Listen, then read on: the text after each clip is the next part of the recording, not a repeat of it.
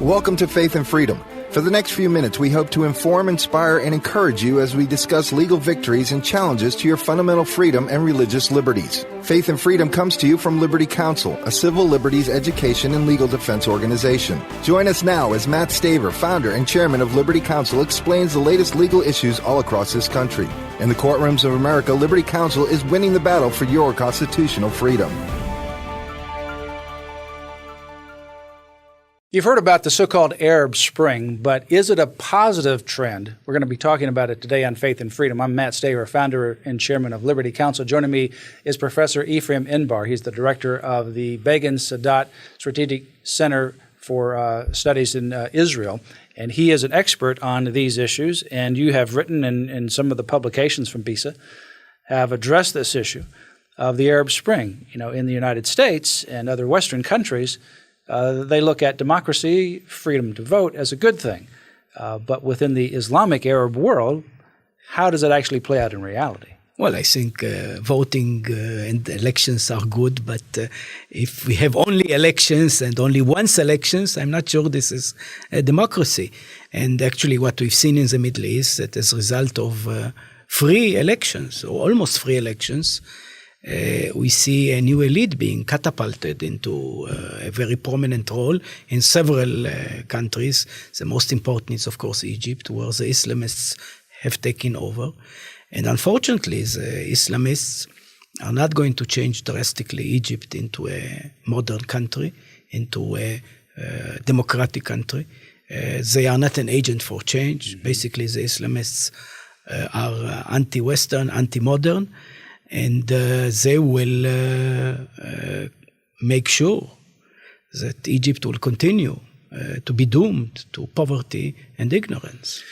Now, it was in 2005, I believe, that the Muslim Brotherhood that actually began in Cairo, Egypt, and now, of course, is in political control in Egypt, but actually began to change its strategy towards democracy, to have these, what we see in the Arab Spring, this uprising, and then have democracy. Because I think, in part, number one, the Western countries would ultimately support democracy. So they would get the backing of the Western countries, they wouldn't get resistance. And number two, because they're probably more organized at the ground level, so to speak, so that they could take advantage of this so-called democracy and get into political power. So that's exactly what happened in Egypt. In Egypt, we had Hosni Mubarak, who was an ally of both Israel and the United States. And President Barack Obama ultimately dissed him and required that he step down. We were paying $1.3 to $1.8 billion a year to Egypt, most of it going to their defense systems. And so when the president then no longer supports you, he steps down. And what happens is the Muslim Brotherhood comes in and fills that vacuum. And so now the history of Egypt right now looks worse after Hosni Mubarak than it certainly was before he stepped down. Yes, Muslim brothers are also infiltrating the military, which makes the military no longer a force for stability.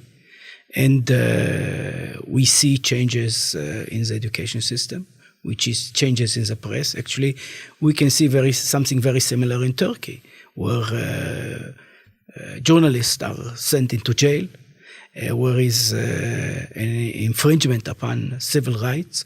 In Egypt, we see churches being burned, Coptic churches being burned by Muslim masses. This was not something that happened during Mubarak. So we see a much less tolerant political system in Egypt before, and I'm not sure this is the end of it. As soon as this Islamist party will consolidate its grip on power, it will be easier for them to show their true colors. And to get a connection between Hosni Mubarak and Anwar Sadat. Anwar Sadat was before Hosni Mubarak, and Anwar Sadat is the one who put his reputation and literally his life on the line when he entered into a peace agreement with Israel in the United States. He came and entered that peace agreement, and he was assassinated. Now, one of the people who was part of Anwar Sadat's political component was Hosni Mubarak, who actually was part of that entourage, but he escaped with his life. So Hosni Mubarak became the next leader after Anwar Sadat, carried on the same tradition of having peace with Israel. And now Hosni Mubarak is gone, and now the Muslim Brotherhood are questioning whether they want to even abide by this peace treaty anymore. So what we have is the Arab Spring has turned into more of a winter, has turned into a real problem in Egypt. Yes, and Egypt, for the Egyptian Muslims, the Jewish state is a religious anathema. And they make quite clear that they dream of a possibility that eventually the Jewish state will disappear.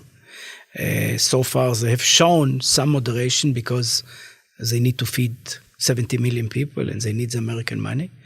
But at the same time, they are becoming closer to Iran, which is a radical Islamic state. The first visit of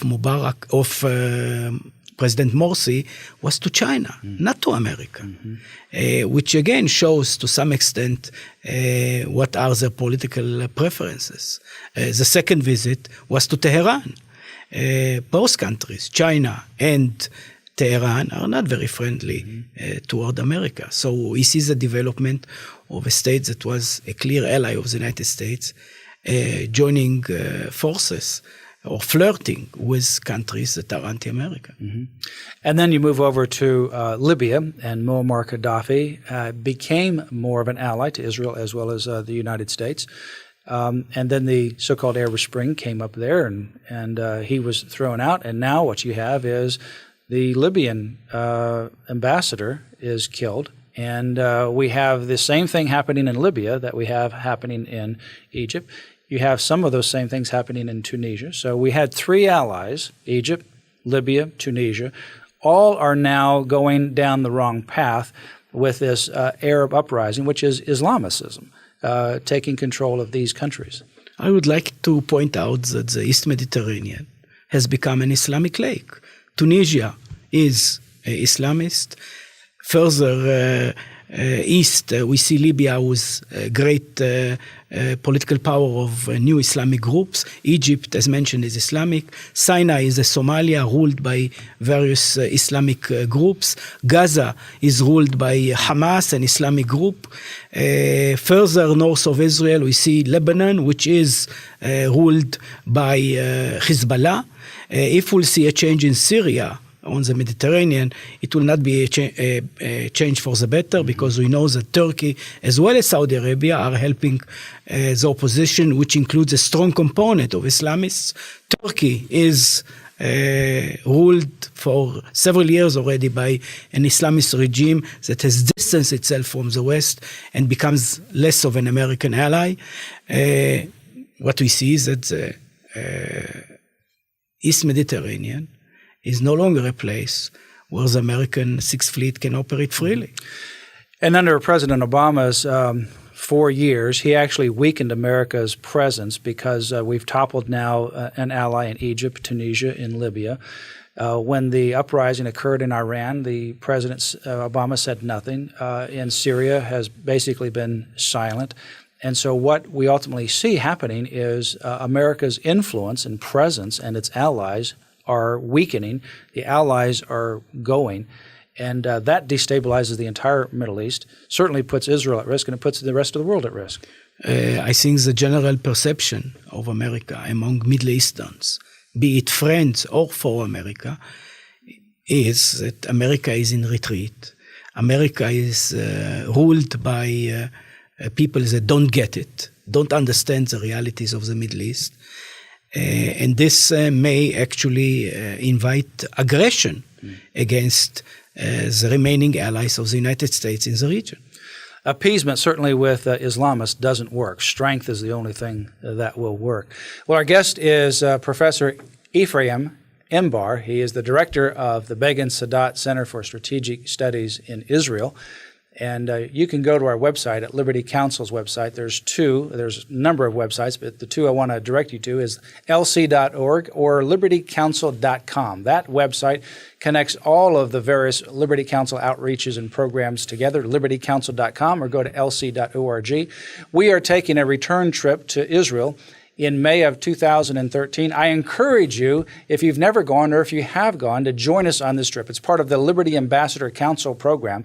It's designed to strengthen your faith and to equip you to become an ambassador for Israel. And in fact, it will not only include the tours of the biblical and historical sites, but you'll meet the people, the leaders, the political, and the other leaders in Israel. It's a trip that will literally be life-changing. Go to lc.org for more information. You can also sign up for the Liberty Alert right there at the website, lc.org. You have been listening to Faith and Freedom with Liberty Counsel. We hope that we have motivated you to stand up for your faith, family, and freedom. We can accomplish a lot when we work together. Get informed and get involved today. Sign up for our free monthly newsletter, The Liberator. We will send it out to you free of charge. Stay informed with our Liberty Alert email updates. Just click on the website at www.lc.org or call us at 1-800-671-1776. Tune in next time to learn more about your rights right here on Faith and Freedom.